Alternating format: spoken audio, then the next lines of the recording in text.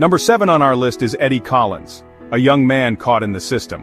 Back in 1963, at just 27 years old, Eddie found himself entangled in a robbery. But this was no ordinary heist. It was a robbery that tragically went wrong, spiraling out of control. The situation escalated, and in the chaos, a man lost his life. A life taken, and a life ruined. For his involvement, Eddie received a life sentence, condemning him to spend his days within the imposing walls of Pennsylvania's Graterford prison. 57 long years behind bars. Imagine the weight of that. More than half a century removed from the world. He was forced to watch the world undergo massive changes, witnessing history unfold from behind those cold, unforgiving concrete walls. During his time, Eddie reportedly showed deep and genuine remorse for his actions, a sign of regret that resonated with many.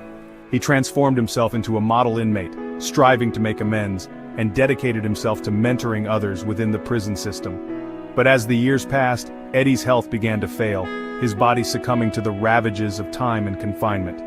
Recognizing his declining condition, advocates stepped forward, tirelessly arguing for his compassionate release, hoping to grant him a chance at freedom before it was too late.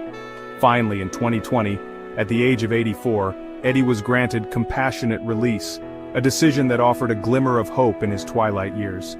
He stepped back into a world that had drastically changed, a world he barely recognized after decades of isolation. Sadly, his newfound freedom was short-lived as he passed away just a few months later. 57 years of his life lost, all stemming from one tragic mistake, a single moment that irrevocably altered his destiny. Eddie's story serves as a somber and poignant reminder of the far-reaching consequences of our actions. It highlights how a single decision, made in a moment of desperation or misjudgment, can ultimately define an entire lifetime.